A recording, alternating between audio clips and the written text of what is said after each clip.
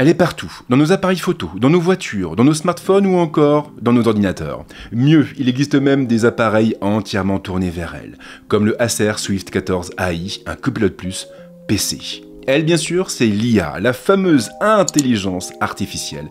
Elle est partout, mais est-ce que ces outils apportent réellement un plus au quotidien? Eh bien, la réponse est oui, et je vais vous expliquer dans cette vidéo comment elle a changé ma vie et comment elle va changer la vôtre. Car il n'y a pas de doute, une nouvelle ère autour de l'IA commence.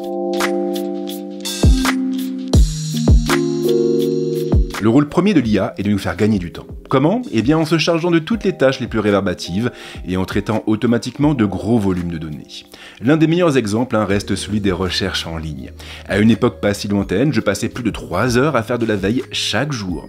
Désormais, ce temps a été divisé par 3, et ce grâce à 2 outils complémentaires, Galaxy AI et Perplexity. Galaxy AI me permet effectivement de résumer n'importe quel article en quelques secondes lorsque je fais des recherches depuis le Galaxy S24 Ultra. Je peux même opter pour un résumé court ou détaillé en fonction de mes envies et de mon planning, ou encore le traduire s'il est écrit dans une langue que je ne maîtrise pas. J'utilise Perplexity dans un cadre un peu différent, principalement lorsque j'ai besoin d'une réponse simple à une question que je me pose, notamment pour tout ce qui a trait au bricolage ou au jardinage, des domaines dans lesquels mon ignorance m'a souvent compliqué la vie. Et désormais, vous pouvez même parler directement à l'application pour aller encore plus vite. Bon, par contre, vous êtes limité à 5 crédits sur la version gratuite, donc il ne faudra pas être trop bavard. Cela étant, l'IA ne me fait pas uniquement gagner du temps sur mes recherches, elle m'aide aussi avec les réunions et les conférences grâce aux outils de transcription et de résumé intégrés à Galaxy AI et plus précisément à l'enregistreur vocal présent sur tous les derniers smartphones de Samsung. Parfois bien sûr il y a des erreurs de compréhension, mais le résumé de la transcription me permet de prendre un peu de recul sur ce qui a été dit et de trouver plus facilement mon plan quand je dois en faire une vidéo ensuite. Et j'ai d'ailleurs hâte que les nouvelles fonctions de Galaxy AI soient déployées sur mon Galaxy S24 Ultra. Elles me permettront effectivement de profiter de la transcription directement depuis Samsung Note. Pour la traduction en revanche, je préfère recourir au service de ChatGPT. Je le trouve très bon dans cet usage. Et en prime, l'application pour macOS me fait gagner un onglet sur mon navigateur. D'ailleurs, j'ai fini par trouver mon organisation. Je traduis tous les textes dans la même conversation. Ça me permet de les avoir à un seul et même endroit et de consulter les précédentes traductions sans avoir besoin de chercher la conversation associée. Et je procède d'ailleurs de la même manière pour tous les cas d'usage spécifiques, comme la correction de texte, la recherche d'idées ou la structuration de contenu. Et c'est pour cette raison que vous avez des /traduction, /inspiration ou encore /brainstorming dans mon chat GPT. L'IA de Notion m'aide aussi pas mal au quotidien. Avec le module Q&A par exemple, je peux lister très rapidement toutes les vidéos que j'ai réalisées sur un produit ou sur une thématique précise. Ce qui est très pratique quand je cherche à comparer un nouveau modèle de smartphone à un ancien. Je l'utilise aussi pour générer des résumés à partir de mes scripts, ce qui me sert ensuite de base pour la description de mes vidéos sur TikTok, Instagram ou YouTube. Et ce ne sont que quelques exemples parmi tant d'autres. Notion propose plein de modules différents. Il peut vous suggérer des idées, générer des listes de tâches et ce genre de choses. Il se bonifie à chaque mise à jour, même s'il privilégie encore beaucoup l'anglais. Il existe cependant des alternatives pour tout ce qui a trait au brainstorming, mais ça on en reparle un peu plus tard. Je l'ai dit en introduction, l'IA est partout et certains ordinateurs sont même entièrement tournés vers elle. C'est le cas du Swift 14 AI, le tout nouveau PC portable d'Acer, le partenaire de cette vidéo. Le Acer Swift 14 AI, c'est d'abord un physique. Acer a opté pour des lignes minimalistes, la machine a donc droit à une belle robe grise épurée, mais c'est surtout son poids qui surprend puisqu'il ne dépasse pas les 1,36 kg. Il est donc particulièrement adapté à un usage nomade. Alors bien sûr, il est possible que ce poids allégé vous fasse peur. En temps normal, plus un PC Windows est léger et moins il est puissant. Ce n'est heureusement pas le cas ici, et ce pour une raison. Cette raison est simple, le Acer Swift 14 AI est animé par une puce Snapdragon X de Qualcomm, une puce qui dégage peu de chaleur et qui est capable de délivrer une puissance de 45 TOPS tout en consommant peu, comptez 26 heures avec une seule charge. En prime, on a aussi le support du Wi-Fi 7 et plein de choses sympathiques comme une caméra capable de filmer en QHD, une caméra dotée d'un capteur de proximité et qui est en plus compatible avec Windows Hello. Mais le truc qui change tout, c'est ça, la touche Copilot Plus. Une pression suffit à accéder à l'assistant de Microsoft. Vous pourrez lui poser toutes les questions de votre choix, lui demander de rédiger vos courriers ou même de générer des images. Des fonctions qui permettent de gagner un temps fou au quotidien. Mais un Copilot Plus PC ne s'en tient pas à ces fonctions. Non, car sur ces machines, l'IA et le système ne font qu'un. Ils forment un tout. Et c'est ce qui les rend magiques. Enfin, ça et des outils bien pensés. CoCreator par exemple va vous permettre de générer très facilement des illustrations ou des croquis avec Paint. Après avoir activé l'assistant et expliqué en quelques mots ce que vous voulez faire, vous n'aurez qu'à gribouiller dans la zone de dessin pour voir apparaître le résultat final sur le côté.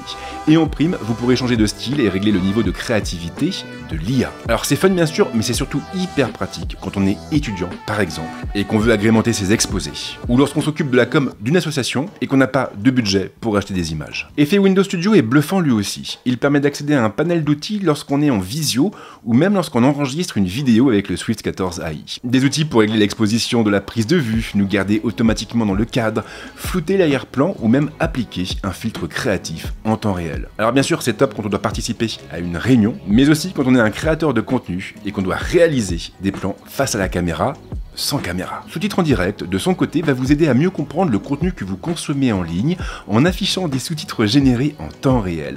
Et le plus beau, c'est qu'il fonctionne avec tout, que ce soit les flux vidéo diffusés en ligne ou même les appels. Microsoft a également développé une fonction de traduction automatique, mais elle est réservée à l'anglais pour le moment. Et j'ai vraiment hâte que le français soit supporté. Lorsque ce sera le cas, la barrière de la langue sera de l'histoire ancienne. Mais l'IA sert aussi à me former et à m'améliorer dans tous les domaines qui m'intéressent. Copilot Plus, par exemple, me permet de trouver très facilement des exercices pour travailler les groupes de muscles de mon choix à la salle grâce au Fitness Trainer. Il est même capable d'aller chercher des vidéos pour m'aider à visualiser les gestes à suivre et me dispenser des conseils pour optimiser les effets des entraînements. Cooking Assistant m'aide aussi pas mal au quotidien lorsque j'ai envie de cuisiner. Il ne se contente d'ailleurs pas de m'afficher des recettes toutes faites, il peut aussi improviser ou afficher directement des liens renvoyant vers des sites spécialisés en fonction de mes besoins. Et ce que j'aime beaucoup, c'est que Copilot permet de choisir un style de conversation. On peut lui demander d'être plus créatif ou plus précis en fonction de ses besoins. ChatGPT me sert davantage pour le brainstorming. Je travaille seul et je n'ai donc personne pour confronter mes idées. Tout ce que je le fais du même coup à travers mon seul et unique prisme. C'est un réel handicap puisque les meilleures idées naissent généralement de la confrontation. Depuis le début de l'année, j'ai donc pris l'habitude d'utiliser ChatGPT comme force d'opposition pour mes idées. Et je le fais de 3 manières différentes en fonction de mes besoins et de la difficulté du projet. La première est la plus simple. J'ai une idée de vidéo en tête, mais je n'arrive pas à trouver une structure exploitable.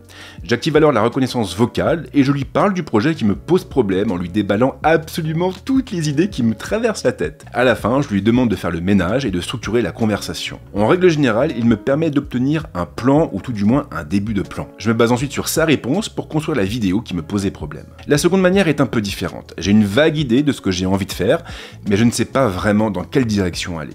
J'active alors le mode conversation et j'échange avec ChatGPT. Grâce à lui, j'arrive à affiner des concepts qui n'étaient pas forcément clairs au départ. La troisième et dernière manière de faire est sans doute la plus simple. J'ai une thématique en tête, mais pas d'idée de vidéo précise. Là, généralement, je demande à mon assistant virtuel de me suggérer un nombre limité de vidéos autour du thème en question. Il ne me reste alors plus qu'à choisir les sujets qui m'intéressent le plus. Toutefois, l'IA m'aide aussi dans un autre cadre, celui de la photo et de la vidéo. Quand vous commencez à faire de la photo et de la vidéo, vous devez vous familiariser avec la technique. Il faut donc apprendre comment fonctionne le triangle d'exposition, quel format choisir, comment optimiser la capture du son et beaucoup d'autres choses encore. Mais ce qui fera vraiment la différence, en fin de compte, c'est le cadrage. Vous pouvez avoir la meilleure exposition, le meilleur son ou même la meilleure balance des blancs possible, si le cadrage ne suit pas, votre plan sera raté. Et ça, en l'occurrence, ça a toujours été mon point faible. Je fais donc en sorte d'éduquer mon œil. Et pour le faire, je m'aide notamment des fonctions IA de Photomator. Photomator, vous le savez si vous me suivez, a remplacé chez moi Lightroom. J'ai fait la bascule en fin d'année dernière et c'est un choix que je ne regrette absolument pas. J'aime beaucoup ce logiciel et certaines de ses fonctions me sont d'une aide précieuse. C'est notamment le cas du cadrage automatique. Je l'utilise tous les jours, mais pas forcément pour les raisons que vous pensez. Ce que j'aime faire, c'est prendre des captures de mes vidéos, les ajouter à un album dédié et demander ensuite au logiciel de recadrer automatiquement la scène en faisant appel à son IA. Elle fait souvent les bons choix et ça me permet du même coup de m'améliorer.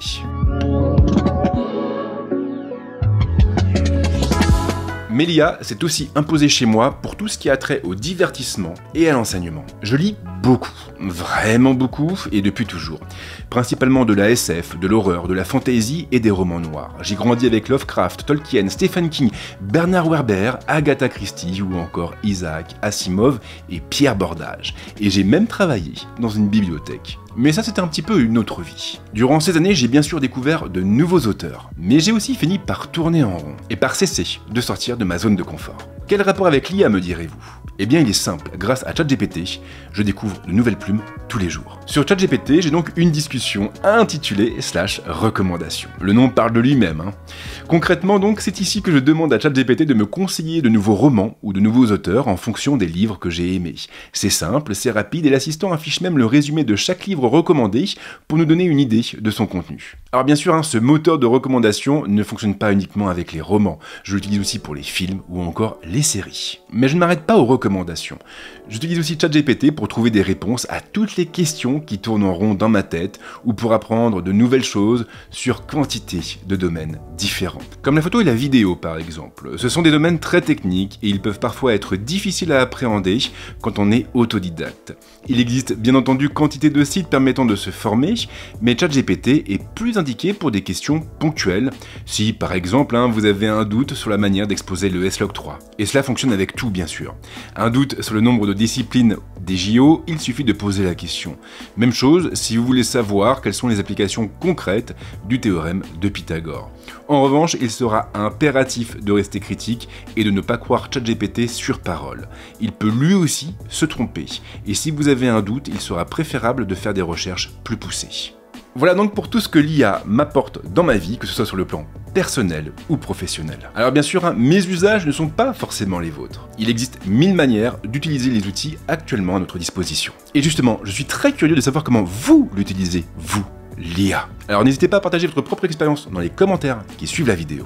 Et si vous avez aimé ce que vous venez de voir, surtout pensez à liker la vidéo, voire même à la partager. Merci en tout cas de m'avoir suivi jusque là et merci à Acer donc qui est partenaire de cette vidéo et qui soutient donc la chaîne en 2024. Et comme à l'accoutumée, je vous souhaite de passer une très bonne semaine, un très bon week-end, de très bonnes vacances et c'est promis, on se retrouve très vite avec d'autres contenus ici mais également ailleurs. Ciao.